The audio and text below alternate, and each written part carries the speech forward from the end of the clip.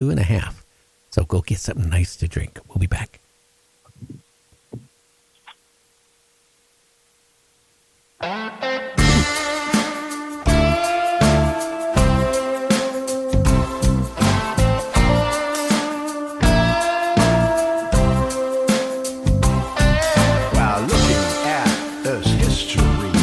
Sometimes get uptight when reading all those faith-based books all claim to get it right.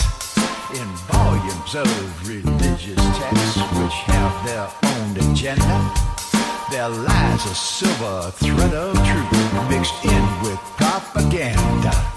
Be careful what you say to those with whom you'll be at odds, who've taken on the dogma in the pantheon of gods. Doesn't matter if you're Christian or if Islam or Hindu, your horizons need to open to a universal view. The dynamics of change in an endless cosmic sea all need to be a part of your mind's reality. There's been more than one intrusion when you finally check the odds of rules and competition in the pantheon of gods.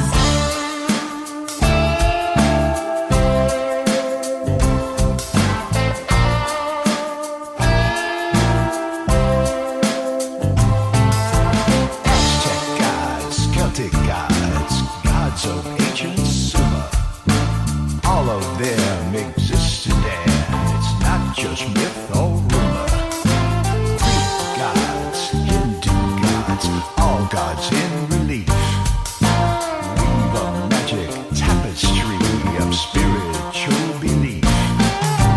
All of them have been here, part of spiritual decorum. And all of them are aspects of a complex cosmic form.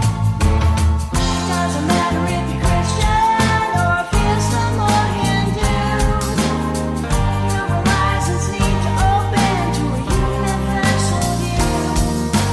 The dynamics of change in an endless cosmic sea all need to be a part of your mind's reality.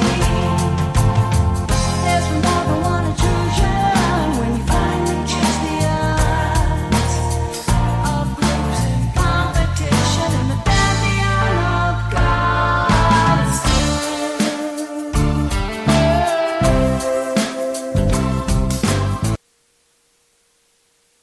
If you would like to hear Night Dreams Talk Radio on your local radio station, let them know.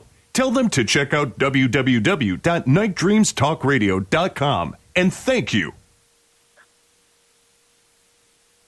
On Night Dreams Talk Radio. I'll tell you, it's rather interesting. Dennis, are you still there? I am still here.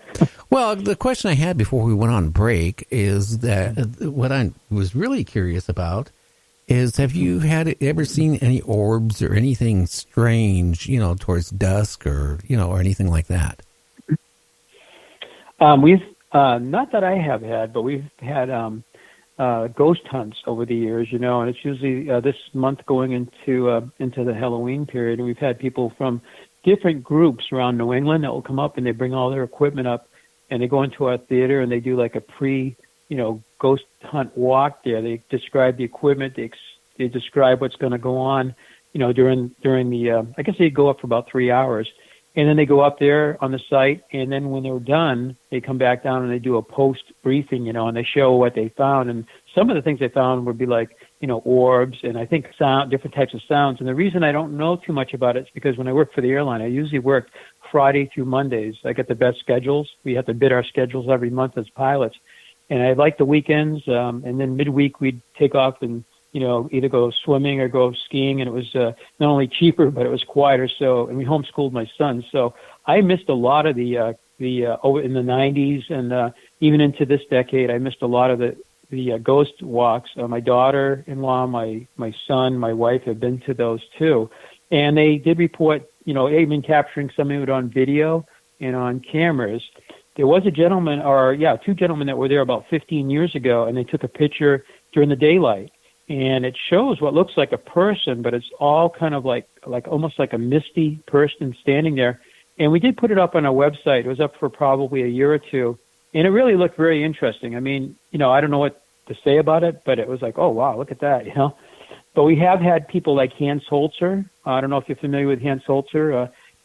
He was a gentleman that wrote many different books like Ghost I've Met, and he was around until probably the 90s when he passed away. He get on some of the, morning TV shows, actually, nationally. He was on that. And he came to our site in the early 70s. And when he did, Betty Hill actually joined him back in 74. I think it was his third visit, actually. But in 74, Betty Hill came up to see him, and that's how we became acquainted with Betty and Kathleen Marden. But he actually wrote the script for Leonard Nimoy's In Search Of, and we were the second episode of that. Getting a little off track here, but he was a ghost hunter, and he brought up 4 psychics that year in 1974 on his third visit separately, and they didn't know each other, and there was no internet back then. And he wrote a book before Columbus, 1992, almost 20 years after the event, about our site. And I just read it the spring. I read it again, and in the psychics, report basically, that it was a ceremonial site, but I think they described the people, and they kind of agreed, I think, that there were some people that were kind of shorter and darker complexion and people that were taller and more fair. But it was kind of the same, and they were separated by months when he came in, 4 different times. So, but unfortunately, I wasn't able to go on, but I'm now retired. If we do some of that again, I'll be able to go up there and check it out for myself. Now, do you find yourself doing more work now than ever since you're retired? Yeah, that's the problem. Yeah, exactly. Yeah, absolutely. Yeah, I could go to the airline now and relax, I think, because I'm up there 7 days a week.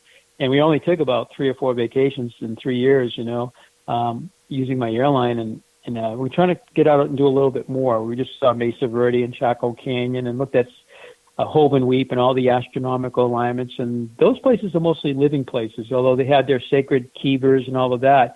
Those are domiciles. And so those sites do have a lot of, pottery and artifacts left behind. And it's so interesting to see the difference between our site and those sites. But they are astronomically aligned, and one of them had a box on the ground. It was a stone box, kind of, square.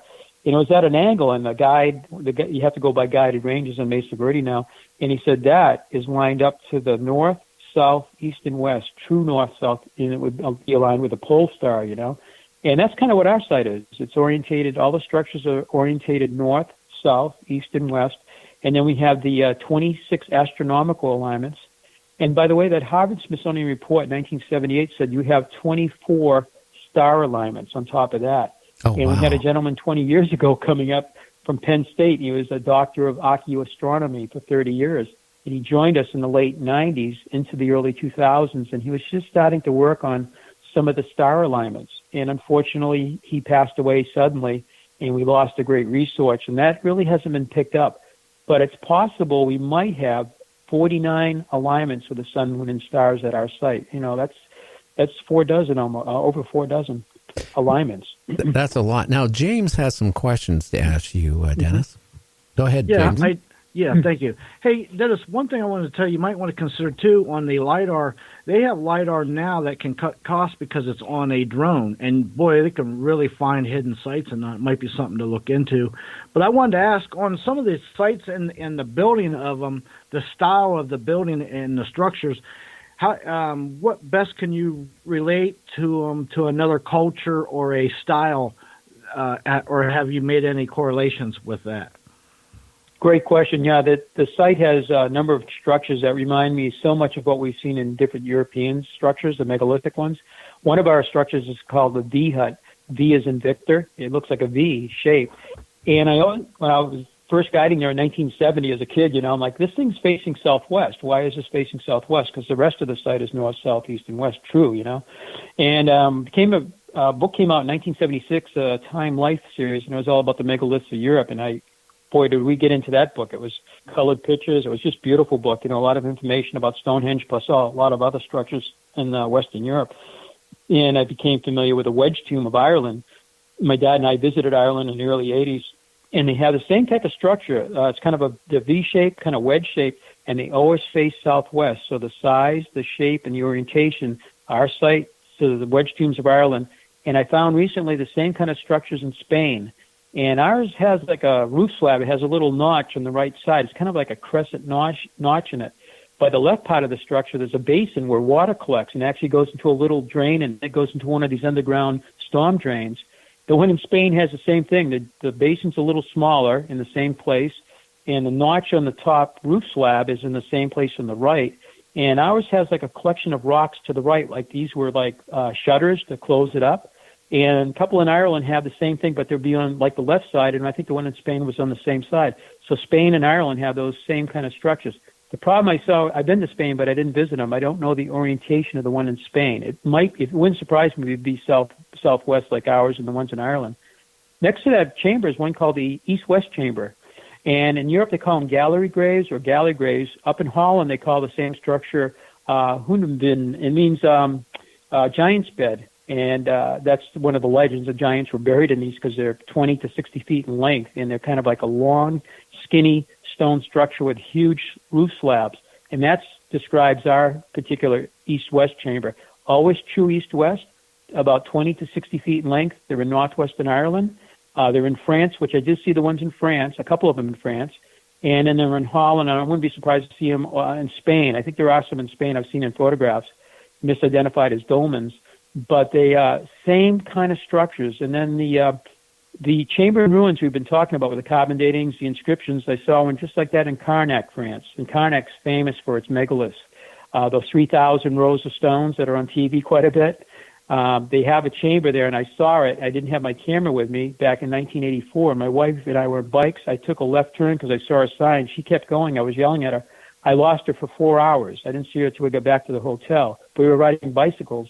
And I went in there and I looked at it and said, this is our chamber, except the roof is still intact. So there is a lot of similarities between our site, other New England sites, and some of the sites in Western Europe.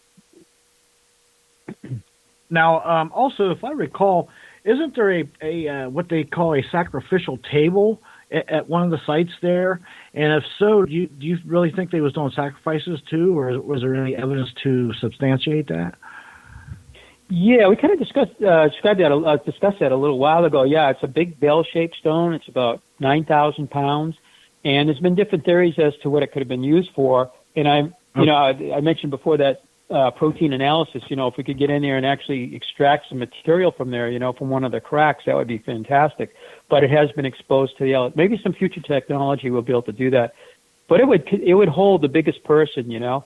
There is a anaglyph or a raised carving, or what they call a carving in relief, at a chamber 75 miles southwest in Massachusetts on a hill called, what's the name of that? Mount Mineral, I think they call it, or Mineral Hill. And it has chambers. Some of the structures look like ours, but there's a carving overturned a number of years ago by a farmer. And it's this carving, and it looks just like our table. It's got the same bell shape with a person stretched out on it with something around their neck. And they're on their back, apparently, looking up because they drew the face. And the front left leg is right where the runnel is on our sacrificial table. There's actually a circle, like a vase.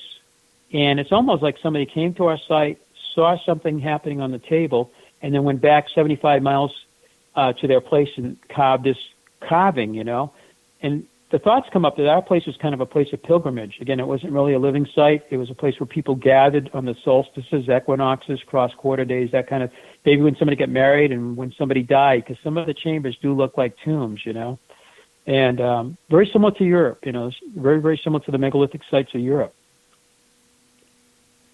Wow, that's some interesting stuff. I'm curious too. Is there any EMF work done there, or any other work with some like seismic stuff or anything like that to get some more evidence or scientific data?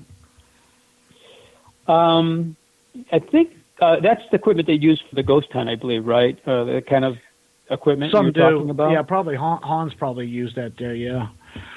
Yeah, I mean they have been using that, and I don't think we had a ghost walk for about a year or two, because some of the people who are doing are great, and some of them just retired from it that were leading it, you know. And like I say, I missed a lot of those because I was on the road flying. I do a 4-day trip, I'm gone, you know. And I'd hear about it from my wife that night, you know, what they found and everything. But that equipment has been used up there. And actually, there's apps on your phone too today. You can get the Ghost app, I guess. You know, I haven't. My daughter-in-law has it on